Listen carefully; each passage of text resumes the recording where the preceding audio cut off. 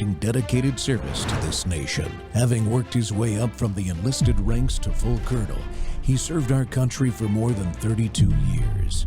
He has served as a bomber squadron commander, bomb disposal technician, Joint Chiefs of Staff Operations Officer, assisted the National Security Team with the campaign plan for the global war on terrorism.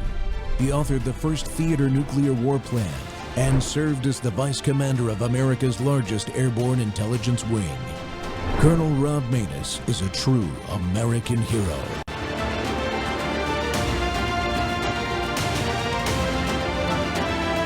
This is Rob Maness Live. That breaking news, President Trump's termination of Attorney General Pam Bondi, his second cabinet shakeup in a month. Bondi is a longtime Trump loyalist who helped defend him in his first impeachment trial. Just yesterday, she was seen accompanying him to the Supreme Court for those arguments on birthright citizenship. But the president had reportedly grown impatient with Bondi's lack of success in prosecuting his enemies and her PR blunders on the Epstein case, including a combative hearing on Capitol Hill. But Pam Bondi leaves the Department of Justice more firmly under his control.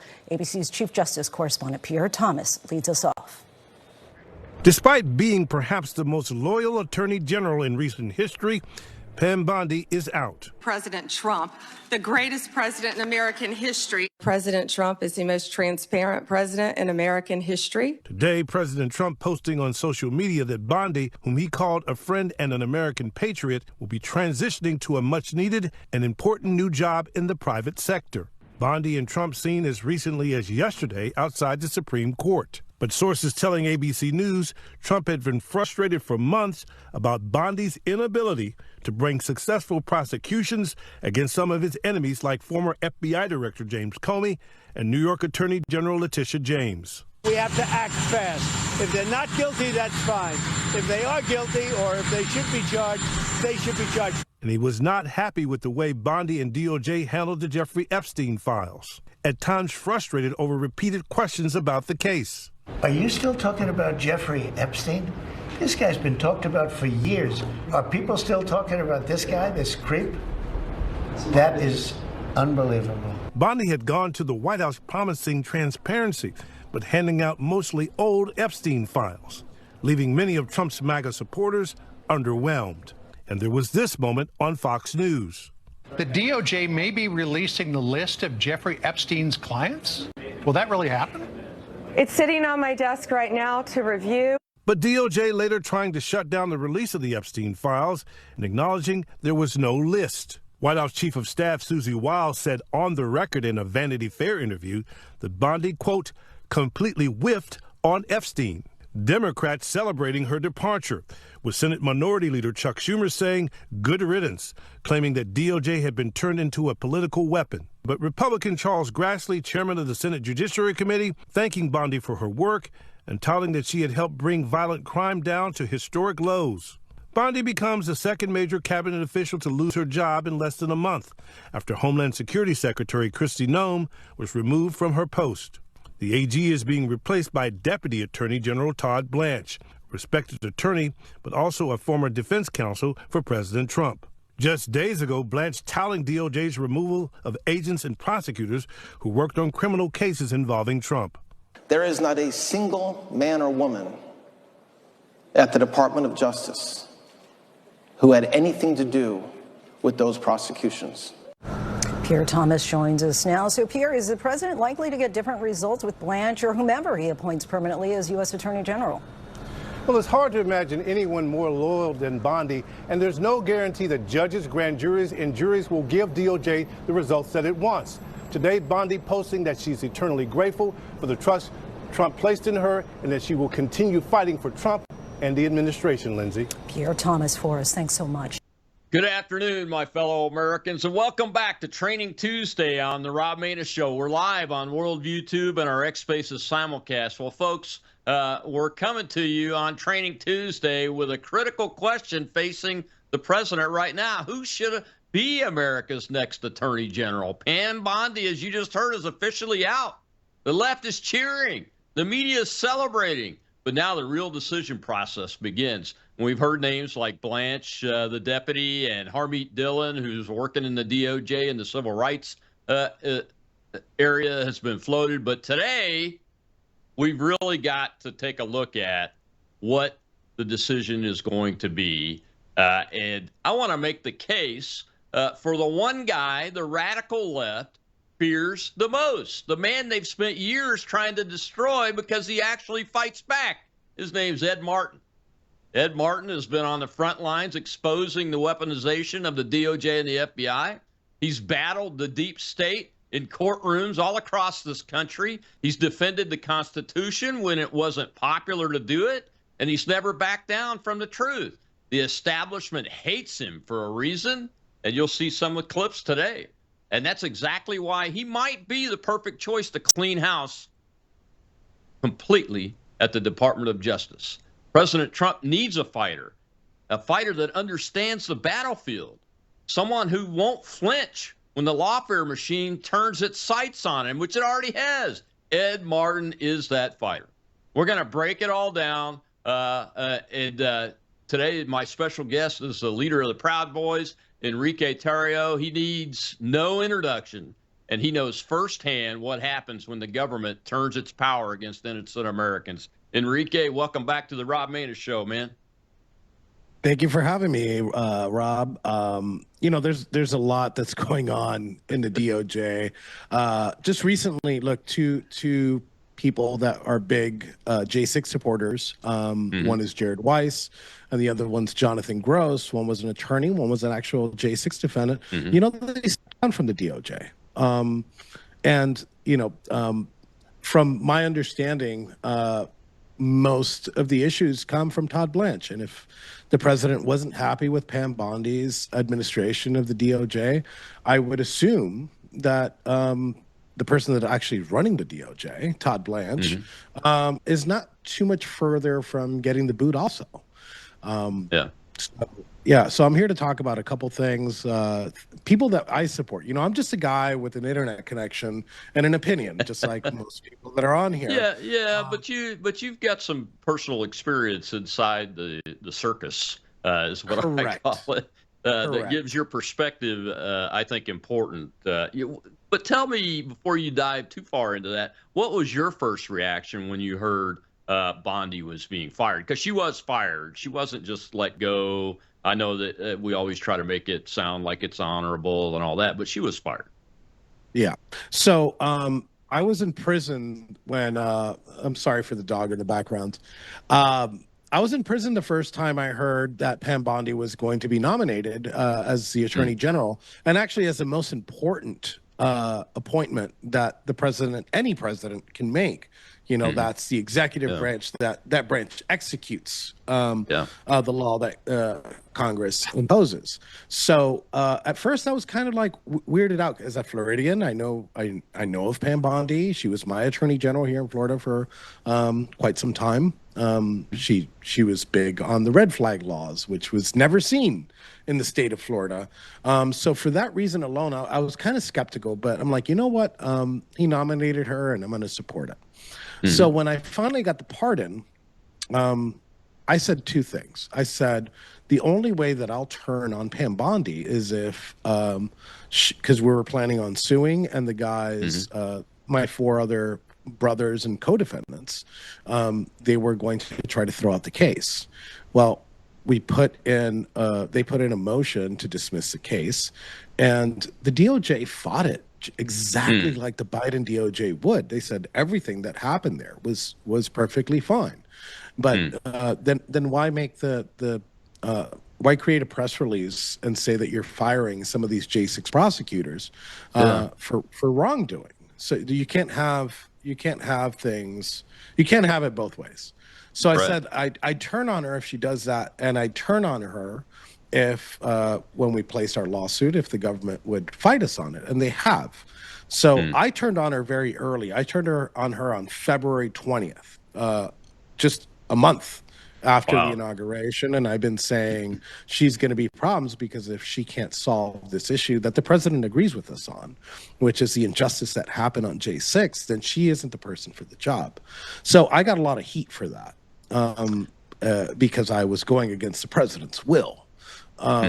Look, I'm very loyal to the president, but that loyalty doesn't extend to his appointees. It's specifically something that I'm very well aware of, and it's the overreach by the DOJ and the weaponization. So when I heard, and in conclusion, when I heard that she was fired, I was thrilled because I've been calling for her firing ever since the beginning of summer.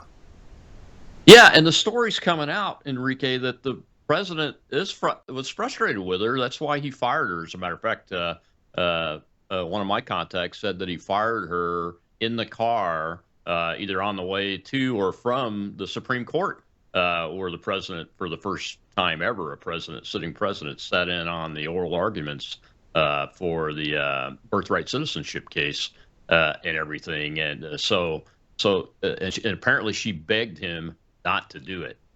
Is the word that we got here. So yeah, she's been fired, and the reason she's been fired is not because you've heard her talking points, right? Hey, we got the lowest murder rate in decades, et cetera, and all of the normal establishment measures of success or measures of effectiveness that you would want to hear from an attorney general. But she was not congruent with the president of the United States' view on things like January 6th. We saw, and it was obvious. We saw this coming. The president had already posted a couple Truth Social posts about his anger. He didn't directly say Pam Bondi. Actually, in one Truth Social post he did. But look, what he did to these what she did to these influencers, where she invites them, and look, I don't blame them for it. She invites them to the White House, and she's like, I'm giving you guys the binders. And they come out, just like we saw in your intro. They come out with these binders, and they're super excited. They're like, finally. And they show that to the world. That was a disservice to them, you know? And then she wasn't a great attorney general, but she also wasn't a great communicator, right? They're on the desk. No, they're not on the desk. No, they don't exist. No, it's a hoax. What the president was saying, it's a Democratic hoax that he was part of the Epstein files. He wasn't saying that the whole issue was a hoax. Right. So she counter-messaged the president every step of the way, whether it was on Fox News, whether it was in court filings and motions against J6ers themselves. And she tried to defend him on this last Senate hearing that happened. I think did a very poor job of it. And the president was fed up because we only have 2.5 years. 2.5 years to get accountability, or this is what's going to happen. They're going to arrest the president again. If we don't put these people in jail, we don't get accountability, the president will be in prison. And I'd rather be on the offense than on the defense in 2029. Absolutely.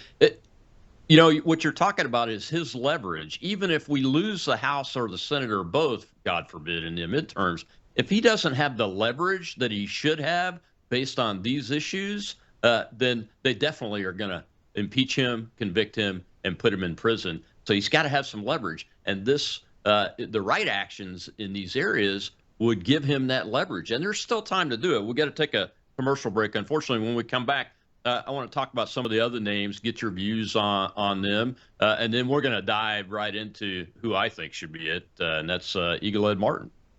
We'll be right back with Enrique Tarrio.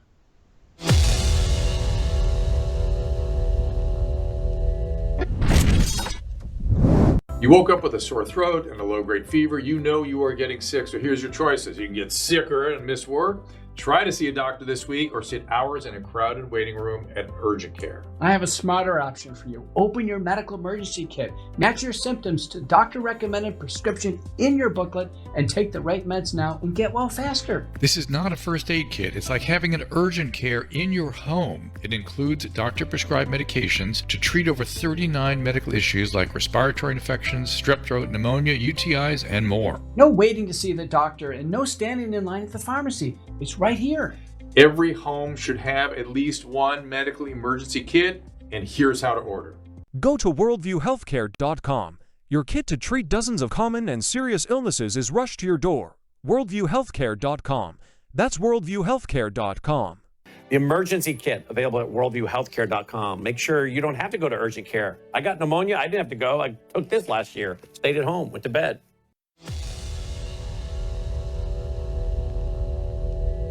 And it told you everything about where she was as Attorney General, deflecting instead of delivering. Now, in fairness, Bondi did do some things right. Murders dropped significantly. The DOJ cracked down on illegal immigration, and she cleaned house. An estimated 5,500 attorneys left the department during her 14 months. A lot of those people needed to go. The Jack Smith prosecutors? Good riddance. The FBI officials building cases against January 6th grandmothers? That should have been gone on day one. But when you clear out half the building, you have to replace them with people who can actually win cases, and that didn't happen, unfortunately. The Comey and James indictments were thrown out on basic appointment technicalities, and that's not a legal loss, it's a management failure. One more detail, the House Oversight Committee subpoenaed Bondi to testify under oath on April 14th about the Epstein files. Nancy Mace says the subpoena still stands, even though Bondi is out. Democrat Robert Garcia says she, quote, will not escape accountability. Chairman Comer says he is consulting Republicans on the next steps. And despite what the president said about the private sector transition, CNN reports Bondi doesn't actually have another job lined up. But then again, that's CNN, so who knows? But knowing this president, she will land somewhere. Takes care of his people, even when they fall short of expectations. So who's next? Let's take a look. Todd Blanche is acting attorney general right now. He's Trump's former personal defense attorney. He knows the DOJ, he knows the president, and he is already in the building. But the front runner for the permanent job is Lee Zeldin, currently running the EPA. 46 years old, he became the youngest attorney in New York State history at age 23. Served in Congress from 2015 to 2023, supported Trump in both impeachments, voted against certifying the 2020 election. That's a big deal. And he had been running what he calls the largest deregulation effort in American history. When he appeared at an EPA panel yesterday and someone yelled in the audience, "Mr. Attorney General," he kept a straight face, ignored it. Nancy Mace said yesterday if the reports that Lee Zeldin will be replacing Pam Bondi as Attorney General are true, she welcomes it. Other names being floated, Harmeet Dhillon from the DOJ Civil Rights Division, Jay Clayton, the U.S. Attorney for the Southern District of New York, and Justice Jeanine Pirro, currently serving as U.S. Attorney for the District of Columbia. Senate Judiciary Chairman Chuck Grassley says the committee will move expeditiously to confirm a new nominee. But given everything that has happened, any confirmation hearing is going to be a battle.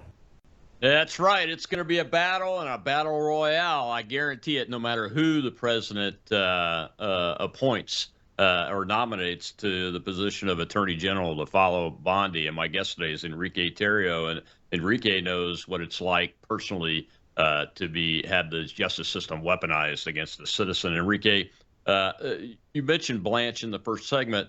What's the problem with Blanche? I mean, obviously, the president must have some kind of trust level with him because he defended him in that case and won it very effectively. But I hear a lot of rumors around Todd Blanche that he's an obstructionist and that kind of thing.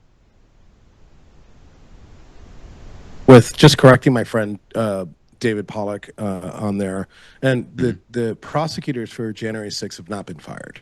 As a matter of fact, one of the lead prosecutors for all the cases, Jocelyn Ballantyne, still works for the DOJ. Connor Morrow, which was the bulldog in our prosecutor case, still works there. There's a couple of others, and there's some that still remain. So to answer the question about Todd Blanche, I reserved my criticisms of Todd Blanche up until January. In January, I had some conversations with some officials that work at the DOJ because I was hearing those same rumors as you. And it was confirmed by them that most of the blocking was happening by Todd Blanche. And look, I have no doubt of what you said, that the president still supports Pam Bondi and still supports Todd Blanche, you know, at a personal level. You know, Todd helped him in the first impeachment trial. Todd Blanche helped him in the New York documents case. So the president is loyal, but the president also sees when somebody's not performing.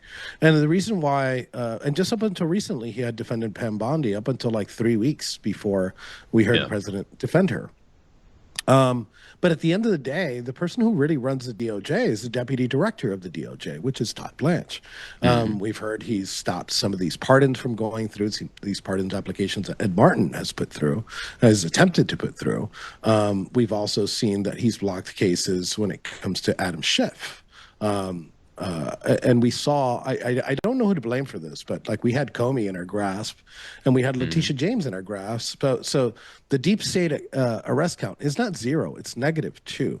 And I feel, look, I'm going to make a prediction here. I think Blanche is out within the next 45 days.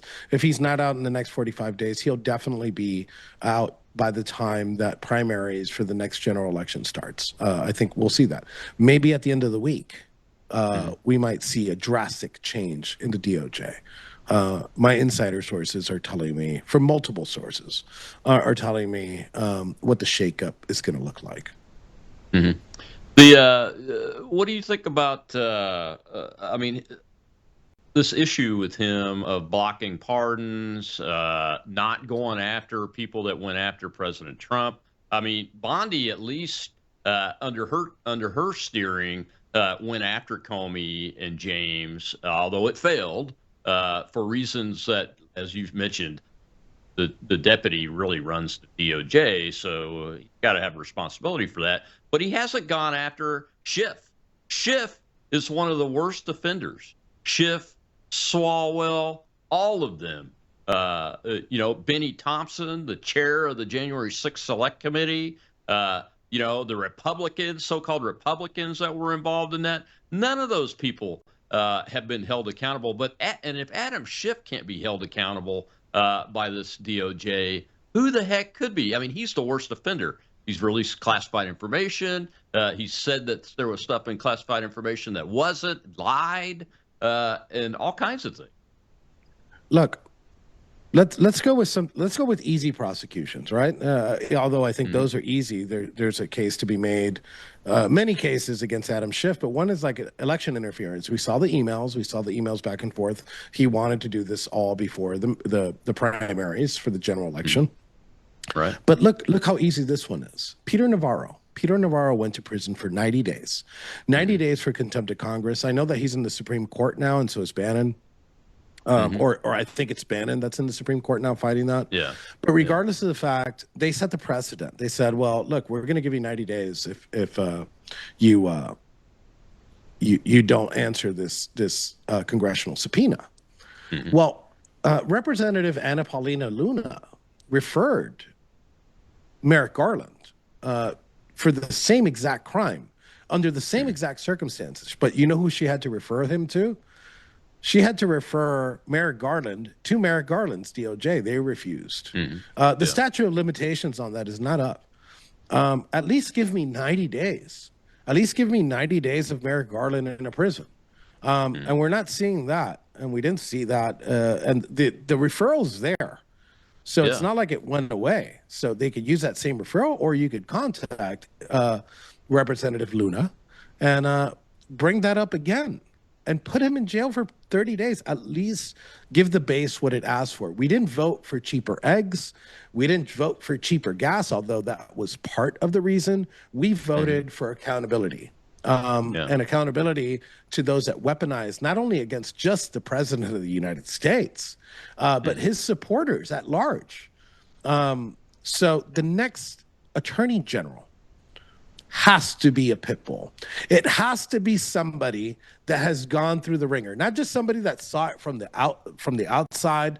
It has to be somebody that has witnessed it firsthand and knows what the issues are, and somebody that would take decisive actions. Because I say we have 2.5 years, and in 2.5 years, if this is not solved, the president goes to prison and his supporters are next. They're going to play the reverse game. During the Biden administration, they arrested his supporters like a chessboard. They took the pawns, they took the rooks, they took the knights in order to get to the king. They're going to play reverse chess this time. Right. They're going to take the king piece and then take all the other pieces, and it's going to be very, very easy for them to do that.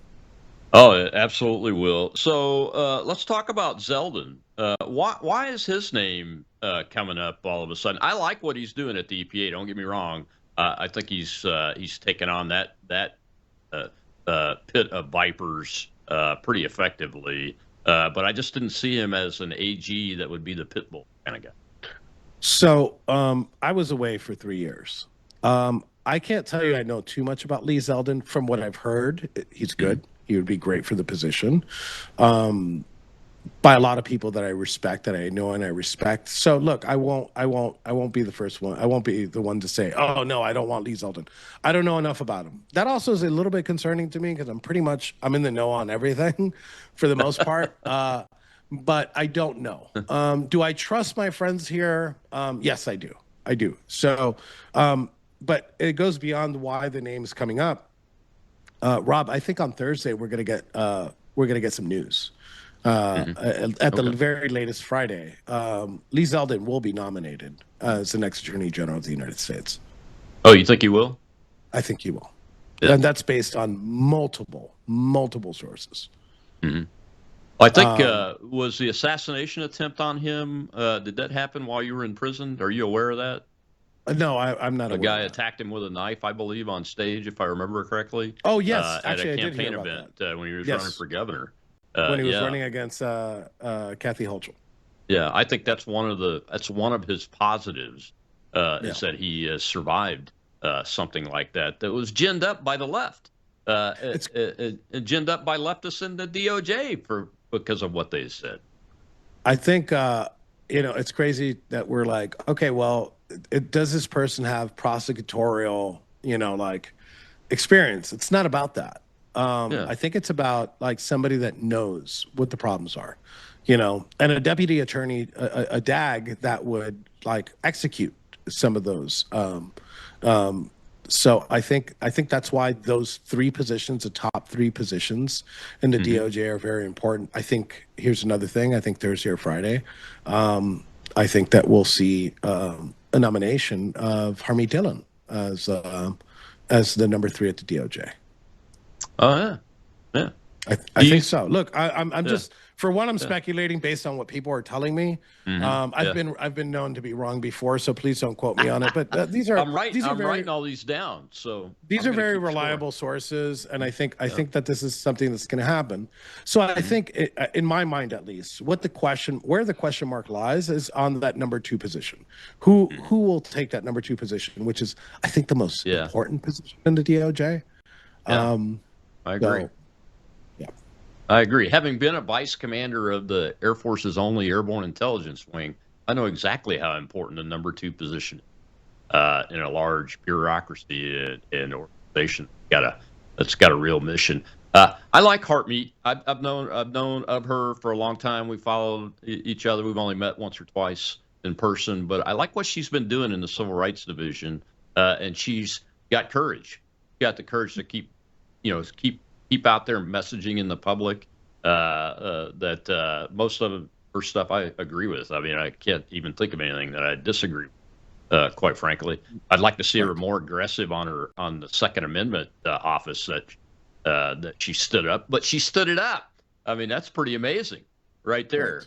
All right, well, we got to take another break, Enrique. When we come back, I want to know who you think is going to be the number 2. I've got an idea. I've already opened my kimono. We'll see what Enrique thinks about it. We'll be right back on the Rob Maness Show here live at Worldview Tube. I just want to say.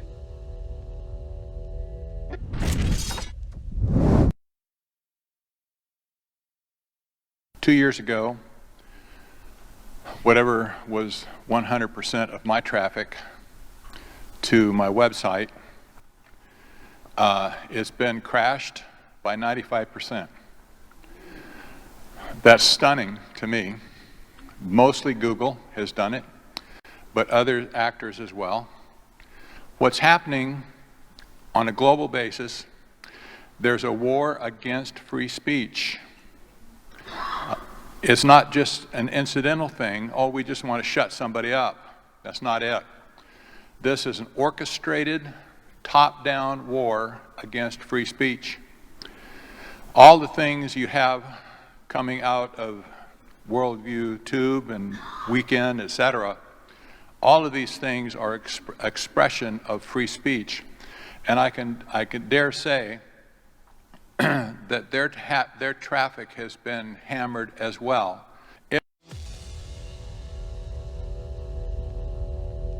People, Ed Martin. And look, I don't know what's going on. Ed Martin is a great warrior. He was supposed to be, when he left the D.C.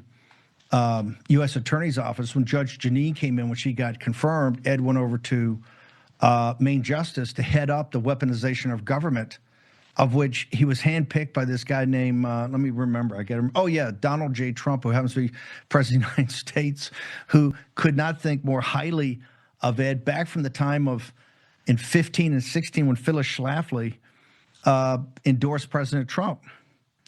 And Ed Martin has been a warrior since then. He's one of the toughest hombres I've ever met. And now there's a Washington Post story that says today that Ed Martin is out of Main Justice. He's off of not heading the weaponization, but he's not even on the weaponization working group. I don't know how that happened. And he's now doing pardons full time at the pardon. And there's this discussion he may go over to the White House in a senior position. I'd rather have him at Main Justice on weaponization. I think it's good for the country. This guy's a total warrior. Welcome back to the Rob Maness Show. It's Tuesday, Training Tuesday, and we're live on Worldview 2 and our X Spaces simulcast. And Scott Pressler's in our audience over on the space, along with a bunch of other notables. You guys need to get in there and ask some questions if you get the opportunity. We are always open for questions, and my guest today is Enrique Tarrio, and we're talking about the Pam Bondi's firing as Attorney General of the United States and who might replace her and everything. And Enrique, I think we've talked about everybody that I knew about except for one guy, and that's that guy Bannon was just talking about there. And he has been through a little bit of a fire, Ed Martin. He has quite an impressive background. You know, he was chief of staff for the governor of Missouri. As Bannon says, you know, he was for the Phyllis Schlafly at the Eagle Forum, and he was the district attorney for the D.C. temporarily until he couldn't get confirmed, which I think is a big, you know, when I'm pushing out these names, right? Tom Fitton, Ed Martin, and I'm like, hey, these people should be like, everybody comes in the comments and it's like, well, they can't get past Senate confirmation. And look, while I understand that, I don't think anybody that we need can get Senate confirmed. Look, I have a different view on it. I think he makes these appointments, these 180-day appointments, these temporary appointments, all the way through the end of his term, because what we need, and you know, I don't know. I don't know if Lee Zeldin would make the cut. Maybe if he's a buzzsaw, he makes the cut. I think that you'll see a lot of pushback from Democrats. Again, I'm nothing against Lee Zeldin. I just think that the people that are effective, we can't put them in. But we could put them in because there is a way. There is a constitutional way to do this. Just simply a constitutional way, that the same way we have Todd Blanche right now, is a way that we see that can move forward. But to go back to Ed, there's nobody that I'd rather see more as Attorney General of the United States, and I'd just be super happy with Deputy Attorney General than Ed Martin. Because, you know, I told you exactly what I think that we need, and what we're looking for is that we need a buzzsaw. We need somebody that's been through that hell, somebody that's fought for many J6ers, including Billy Crespin, a J6er, a good friend of mine, and a Proud Boy. We saw him argue cases, and look, I don't think if we would have exhumed O.J. Simpson's attorney, I forgot what his name is. The name's escaping me. Yeah, it's escaping me too. But we exhume him and we clone him. Yeah.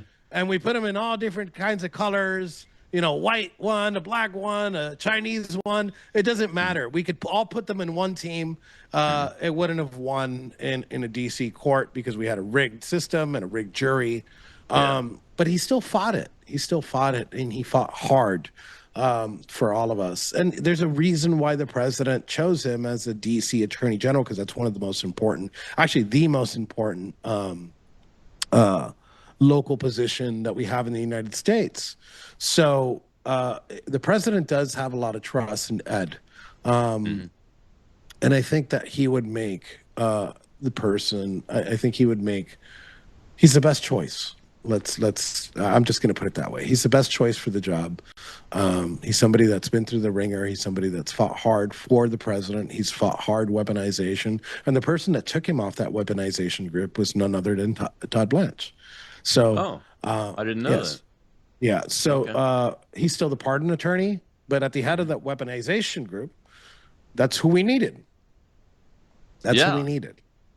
Yeah. I mean, as you know, we both work with Cynthia Hughes on the Weaponization Watch organization, and Ed communicates with them quite frequently. I've run into him several times, and but I've known him since Phyllis Schlafly first endorsed me when I ran for the U.S. Senate the first time, and the guy's just got this, as you mentioned, his resume can't really be beaten. And then when you look at how he's been attacked, even while in his position now by both people inside and the media and Democrats and all that, and he wears it well. I mean, the man is just he's stoic, and he looks the enemy in the face, and he says, "Okay, we're going in, guys." I mean, that's exactly the kind of pit bull that you need as a deputy attorney general, really.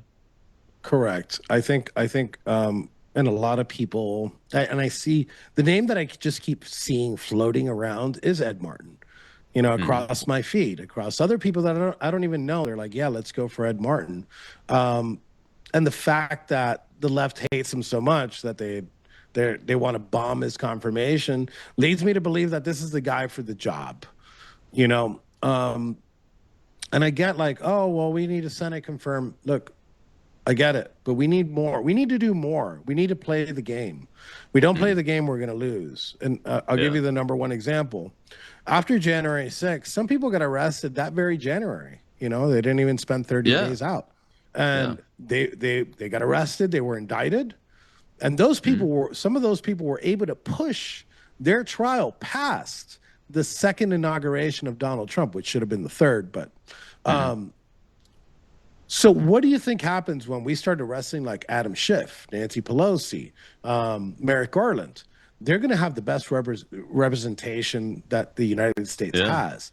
Their game is going to try to delay into the next administration, hoping that the Democrats steal the election again in order to drop these cases or get pardoned. That's their strategy. And we're 2.5 years in.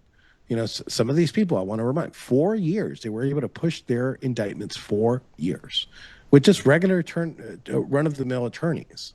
Oh, yeah. Yeah, and these guys like Schiff, they're going to have all the big gun NGO attorneys lining up to do it pro bono. They're being paid by the Soroses of the world and all that kind of stuff, sure, but they're going to just have an army of them lined up to fight these cases, and it'll be a delaying action, like you said. Do you think that that it's possible that if we can get somebody like an Ed Martin into this deputy job, that we can actually get the rest of the folks that were egregiously acting on the J6 thing held accountable? I mean, when I say held accountable, there are some people like the ones you mentioned earlier in the show that probably ought to be let go from the DOJ. But then there are agents in the FBI and those kind of things that they took and followed orders that really should have been questioned. And I think Chris Cooney, when his wife lost their baby and they did that early pre-dawn raid on the guy, and he's a Marine, for God's sake. I mean, he led the Marine contingent at Reagan's funeral. I mean, the man is not a terrorist. So those kind of people, what should that accountability look like from your perspective? At least fire them. You know, let's start with that. Let's start with firing them. And if that's where we start, then I obviously I want them investigated, I want them charged, and I want them sentenced to prison time, the correct amount of prison time. You know, Special Agent Nicholas Hennick still works at the FBI. Special Agent Nicole Miller still works at the FBI. As a matter of fact, they're both working this pipe bomber case, this Brian Cole case that came out of J6, which, you know, I've been very critical of Dan Bongino. You know, I know a lot of people have been critical of Dan Bongino for like other things that I don't think are fair. But I've been critical for things that I know are wrong and I know are coming. And I'd like to remind the audience,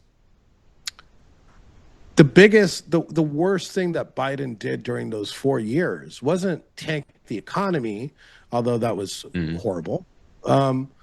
It's rob American citizens of their freedom and liberty. You know, let's go back. Sometimes we forget. Sometimes like time passes and we kind of forget because there's a lot of things going on with Iran and things like that, like what we talked about in the space before this. But like the biggest injustice that was ever happened in those 4 years, and I'd say over the past 50 years, is definitely going to be the J6ers. So any FBI agent or any prosecutor that have anything to do with these cases, they should be fired at the bare minimum. And I think if we appoint Ed Martin, I think that the first thing that he's going to do, knowing all these cases, is going to be firing, cleaning house. That's what we voted for. Draining, do you remember in 2016, drain the swamp? That's what Ed Martin would bring. The draining of the swamp. Getting these people fired would probably be the first thing that Ed Martin does. Yeah, absolutely. So let's go back to the confirmation process. So Blanche has been confirmed by the Senate once. Zeldin has been confirmed by the Senate. Dhillon, I think, was a confirmation position, and then Ed got the boot, and it wasn't from a Democrat. It was from Tom Tillis, the despicable rat Republican that's on the Senate. That doesn't have the courage to stand for re-election when he knows he's going to get his butt kicked. I'll just say it to you, Tom. I've been in campaigns to win a U.S. Senate seat. You got to have more courage than you have, and you don't have anybody. Anyway, so what is this? Explain to folks the temporary nomination process, Enrique, that we've been talking about. So there's a couple of things. There's recess appointments, which if you look at the number is 0 right now. We have 0 recess appointments by the president, but temporary appointments, they last 180 days, right? That's during the process of the nomination process. And we could technically get Attorney General Ed Martin or Deputy Attorney General Ed Martin without having to worry about the Senate. You know, we need to get the job done. The point isn't Senate confirmations, it's getting the job done and getting it done as soon as possible. So I think that's a path that we can take. I think that's a viable path to actually getting somebody that's in there that's going to perform, right? As you said, Lee Zeldin is already nominated. Obviously, they would have to renominate him. Would they renominate him right now before midterms? I don't know. Yeah. You know, I don't know. Yeah. If I was the evil Democrats, I'd block everything right now up until after. With 0 recess appointments, I'd try to make the number of new nominations for these cabinet members 0. You know, that's a strategy. It's a game. And once you understand and once you accept that it's a game, unfortunately, then you learn how to play it and you start winning, right? So I don't want to hear oh, well, he can't be Senate confirmed. No, put them in. Put them in, okay? Yeah. You know who they would confirm in a minute, including Tom? Let's bring back Merrick Garland. You know, for all how evil he is, he was a very effective attorney general in the opposite direction. But look, this time, by a year and a half of Merrick Garland on the job, there's over 800 J6 arrests alone. Let's not count anything else. 800. And we're at -2. -2. Bring back Merrick. Performance. We need performance. and playing the game. And that's one of the biggest frustrations. Yeah, I know you are. We'll get the feedback, I'm sure, man. Well, we got to take our last break, but I want to talk some more about this. We need performance, and we need to play the game from our perspective and win. We'll be right back with Enrique Tarrio.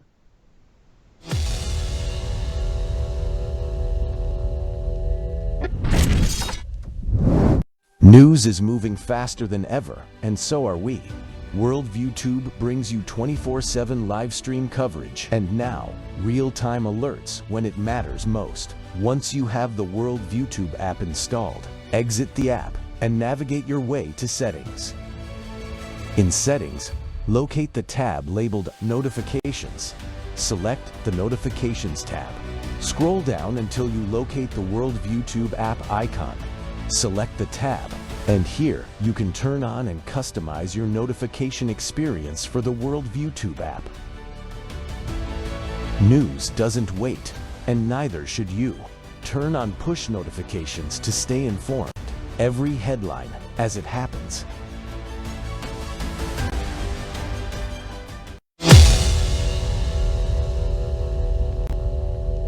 What about the January 6th committee? Did they destroy evidence? Is there criminality there? Of course, we're all in that too. And trust me, a lot of people did not get a pardon that were involved in the select committee, and they ought to be keeping an eye on their mailbox because there's a lot to be asked about. And the pardons that were given out were done by an auto pen. Are they legitimate? Well, yeah, I'm the pardon attorney, so I'm in that too. I can tell you we're investigating how the pardons were granted. It was not like anything in the history of America what not Joe Biden, his staffers did, not just with the auto pen, but with faking him out on the memos. More to come, Maria. I'm telling you, Pam Bondi has let us. Welcome back to the Rob Maness Show. It's Training Tuesday on Worldview Tube and our X Spaces simulcast. We're live. My guest is Enrique Tarrio. And that guy right there, Enrique, that was some time ago, but that's the reason why Tom Tillis kicked him out of that job is because he has guts. And he's right there on the target. And he's not talking about stuff that doesn't exist or some made-up charge or anything. He's talking about real facts, real actions that should and can be held accountable. And if we had the right person in as the Attorney General or especially as the Deputy Attorney General, we could get that job done. Yeah, and he sounded a little bit. I was looking away from the screen. I thought it was Trump talking. He's got that. He's got that Trump talk. And look, all the things that he said that he's working on, those were blocked. Those were blocked. Yeah. So and I look, I've never met him. I've never had a conversation with him. I've never had an exchange with him. I'm telling you from what I see, right? Mm-hmm. And what I see is a pit bull. What I see is what America needs. What America needs somebody like Ed to take the helm of the most important, I think, of the branches within the executive, the bureaus within the executive, and that's the Department of Justice. That is a hammer. That is the spear of justice, right? That's the rule of law, and I think Ed knows this very well. I think Ed is a person that's motivated, a person that's educated, a person that's experienced, and a person that has been through the ringer for your average, everyday American citizen, and that includes the President of the United States. Yeah, absolutely right, man. Look, when I was researching for this show, there's a clip that keeps coming up of CNN hitting Ed over a J6er named Tim Hale, and I've interviewed Tim several times. I know his story, and the CNN clip that keeps coming up, it's kind of a conglomeration of different sayings, but they're lying in the clip about Ed and about Tim and the whole situation to make it look like he supports Nazis. And the clip is still there, which tells you that people are going to it and sharing it, and it keeps popping up because people are talking about it again. And folks, mark my word, Ed Martin is the man for a higher level job. I think he's doing a good job at the pardon level, but as you said, a lot of activity has been blocked. We would see a lot more of these pardons of like unjust prosecutions. Not just obviously I'm a J6er, and there's 11 individuals right now that need these pardons. I believe 12. I'm sorry. 12 individuals that need these pardons. But beyond that, there's so many people in the system that I've witnessed that like either are innocent of their crimes or they were over prosecuted and over sentenced. Most of our prison, because sometimes we're like, oh, those prisoners belong in there. You know, like that's like the typical thing. Yeah. But when you talk to these people, you're like, wait, what did you do? What do you mean you got 30 years for that? Yeah, well, there's a technicality in the law and how the sentencing works. And I'm like, yeah, you know what? And they admit, they're like, look, I did something wrong. You know, and that merits like a 3-year sentence like normal, but they over prosecuted them. The trial tax is another thing. Like if you decide to take it to trial and you lose, you get a lot more time. You know, those are discrepancies that I think that Ed Martin is trying and has been successful in many, many occasions, but not all the ones that are supposed to be signed not because of his own doing. He's getting blocked. He's getting blocked because it has to go through DAG. It has to go through the Deputy Attorney General. So we'd see a lot of justice happening in a system that's corrupt. Even look, the left should agree with me on this. There's a lot of people that are in prison that shouldn't be in prison, and Ed Martin would be a champion. And it's not a partisan thing. It'd be a bipartisan thing where he doesn't see that. He just sees, hey, look, there's something wrong that happened here, or this person's heavily apologetic. So this merits a commutation or pardon.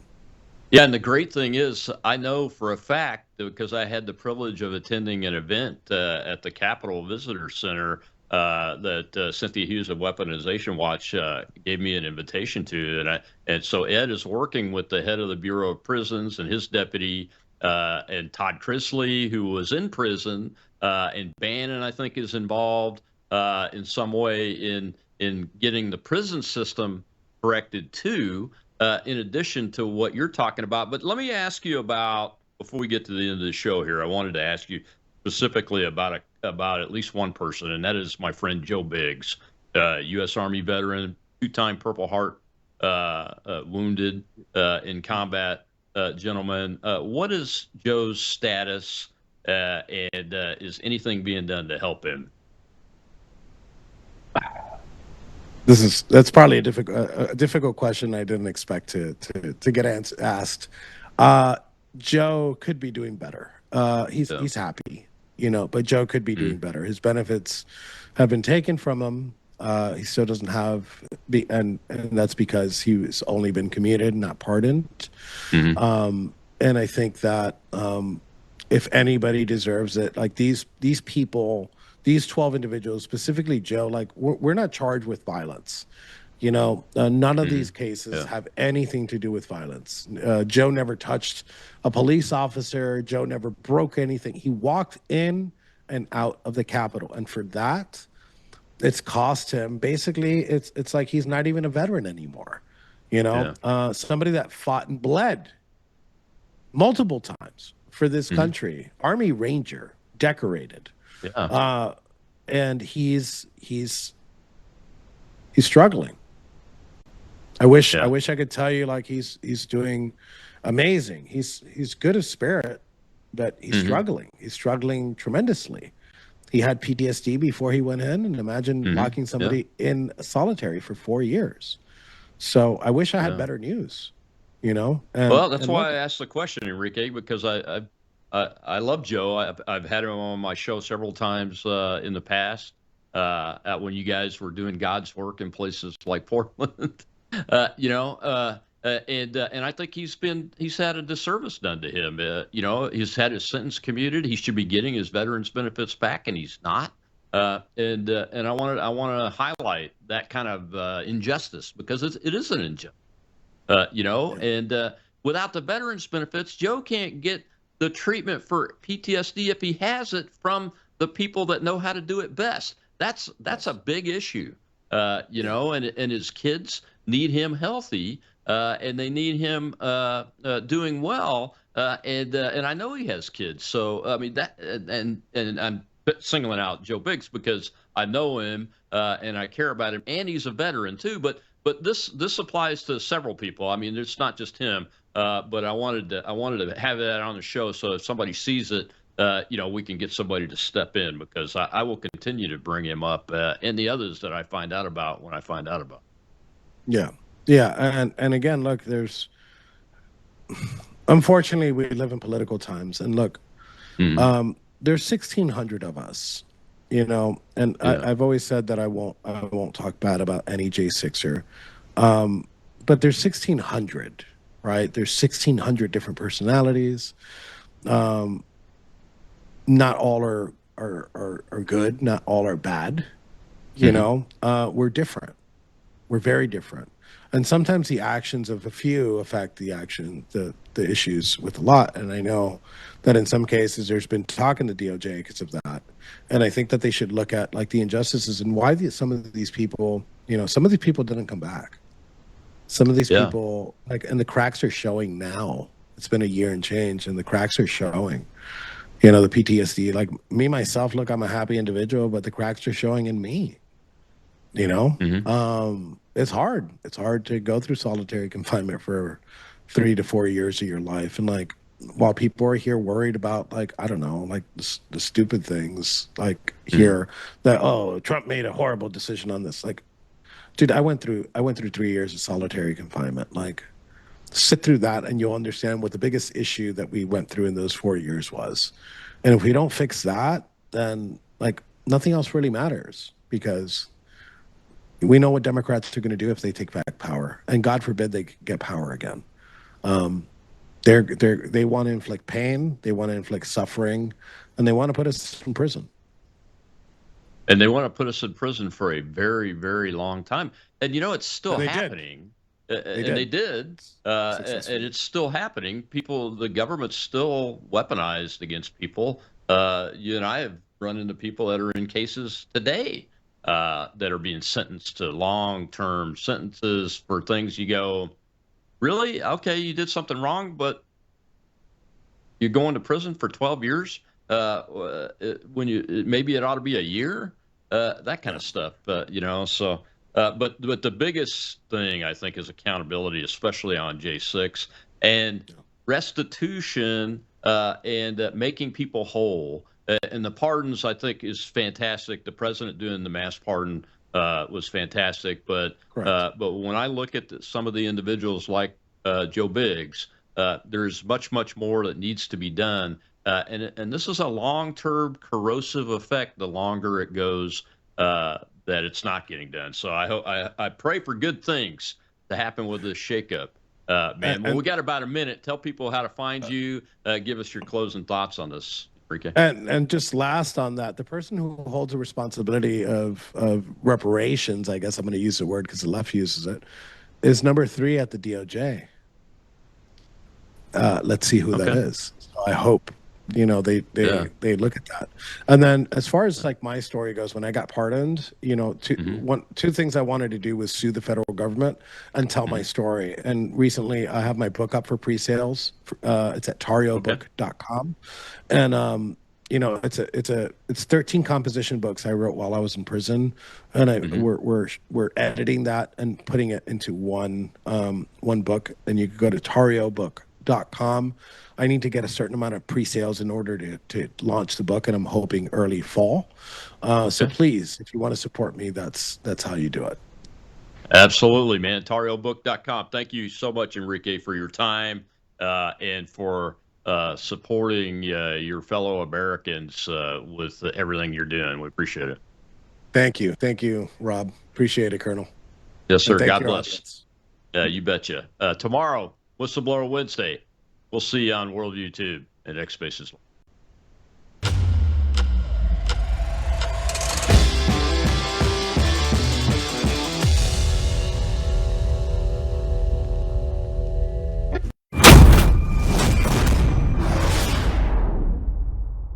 We have